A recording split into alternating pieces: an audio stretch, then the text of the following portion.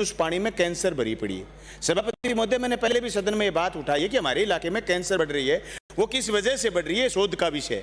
शोध अगर नहीं होगी तो यूं ही पेशेंट बढ़ते रहेंगे। जिस तरीके से पंजाब से ट्रेन आती है बीकानेर के लिए, उसको कैंसर ट्रेन कहा जाता है। वो कैंसर उतनी तेजी के साथ हमारे जिलों में प्रवेश किए।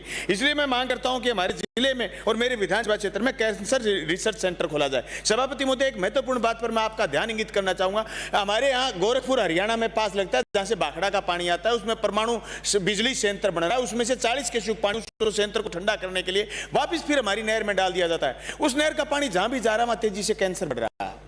परमाणु रिएक्शन की वजह से कैंसर बढ़ रहा है। यह शोध का विषय। मैं मंत्री महोदय का ध्यान आकर्षित करना चाहूंगा, इस मुद्दे पर शोध कराएं। सभापति महोदय, मैं एक चीज निजी चिकित्सालयों पर छोटी सी कहना चाहूंगा, जो पूरे राजस्थान में मुझे महसूस हो रही है। मैंने बहुत जगह इस बात का पता किया है। निजी चिकित्सालय में हमारी बहनें डिलीवरी के लिए जाती हैं, 80% डिलीवरी सिजेरियन ही क्यों होती है? सरकारी हॉस्पिटल में जाएंगी, वहां गायनी उपलब्ध है या एएनएम बाई उपलब्ध है, जीएनएम उपलब्ध है, वहां डिलीवरी 100% या फिर 90% सामान्य होगी। और प्राइवेट हॉस्पिटल में जाती है वो सिजेरियन में बदल जाएगी। मैं ये चाहता हूं कि मंत्री महोदय इस तरफ ध्यान दें। आने वाले समय में हमारी बहनों में बच्चादानी के रोग तेजी से न फैल जाएं, इसके लिए गंभीरता से इस मुद्दे पर ध्यान करें। सभापति महोदय, राजस्थान में कोविड महामारी के काल में यह आवश्यकता महसूस की गई कि स्वास्थ्य कर्मी महामारी हेतु प्रशिक्षित हों। स्कूली शिक्षा में सभी विद्यार्थियों को फर्स्ट एड की जानकारी हो। मेडिकल अंतिम वर्ष छात्र इस प्रकार प्रशिक्षित हों कि चिकित्सक की अनुपस्थिति में स्थिति संभाल सकें। आंकड़ों में टीएसपी क्षेत्र में माताओं और बच्चों के स्वास्थ्य को देखा जाए तो उन क्षेत्रों पर विशेष फोकस करने की जरूरत है। सरकारी अस्पतालों और दुकानों पर दवाइयों एवं निजी दुकानों पर उपलब्ध दवाइयों में जो कंपोजिशन और प्राइस का अंतर है, ये किस लिए, इस बात का पता भी हमारे मंत्री महोदय सदन को बताएं। जेनरिक दवाइयां लेने पर मरीज की मूल बीमारी ठीक हो या न हो, उससे अन्य तत्वों में इम्बैलेंस उत्पन्न होने पर अनेक बीमारियां उत्पन्न हो रही हैं, पैदा हो रही हैं। सरकारी अस्पतालों के डॉक्टर एवं स्टाफ की निजी कार्य पर पूर्ण पाबंदी होने से सार्वजनिक स्वास्थ्य में सुधार होगा। आज सरकारी हॉस्पिटल में या मेडिकल कॉलेज में जो भी डॉक्टर हैं वो बराबर अपनी दुकान लगा के रखते हैं, जिससे लोगों को वहां जहां सरकार अरबों करोड़ों रुपए खर्च कर रही है, उसकी बजाय बाहर जाकर के वो लूटने का काम करते हैं। इसमें कोई दुरा नहीं। इसलिए सरकार के सिस्टम में जितने दिन तक काम करे सरकारी डॉक्टर, पूर्ण रूप से उस पर पाबंदी लगे कि आप बाहर प्रैक्टिस नहीं करोगे, हॉस्पिटल में ही मरीज को देखोगे, उसका इलाज करोगे। खाद्य सामग्री में जो मिलावट है उसको बाकायदा मेडिकल विभाग की टीम समय समय पर चेक करे, ताकि लोगों में गंभीर बीमारियां पैदा ना हो। मेरी मांग है कि मेरे विधानसभा क्षेत्र में नर्सिंग कॉलेज खोला जाए और कैंसर रिसर्च सेंटर खोला जाए।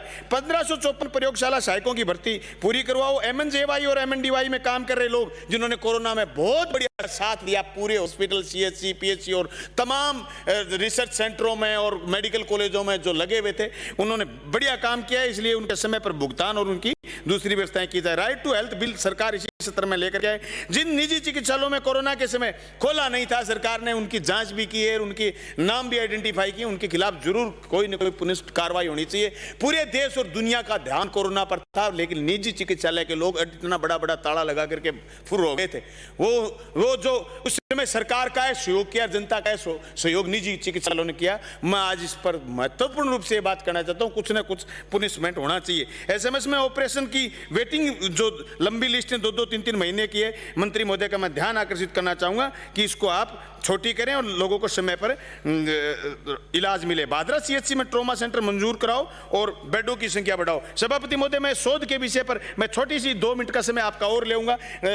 मान्यवर, राजस्थान में पीजी स्टूडेंट्स की बढ़ती सीटों के लिए प्राप्त medical teachers national medical commission के अनुसार शॉर्टेज है, क्योंकि आचार्य द्वारा 3 पीजी स्टूडेंट्स को ही प्रवेश करने की अनुमति। अतः आपसे निवेदन है कि इसका उपाय डीएसीपी जो कि राजस्थान में प्रमोशन का प्रावधान है, जो कि 6-4-4 सह आचार्य, सहायक आचार्य और आचार्य, उसमें कार्य अनुभव अवधि नेशनल मेडिकल कमीशन के तहत की जाए।